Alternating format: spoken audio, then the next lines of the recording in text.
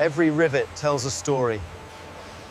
We built this to last, to carry them safely home.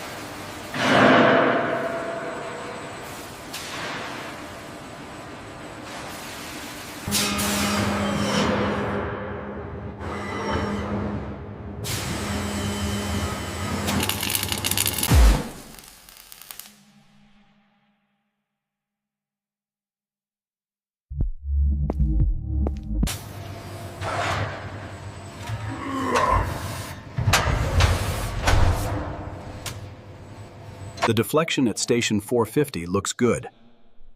Readings confirm stabilization within tolerance. The readings here indicate sufficient coating thickness. Good.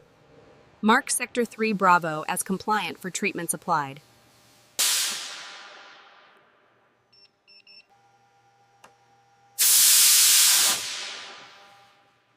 Alignment confirmed on interface 2. Readings verified. The documentation is updated.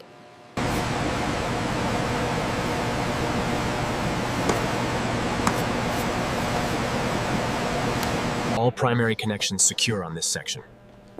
Confirmed. I've finished the report entries. We're clear to move to the next phase.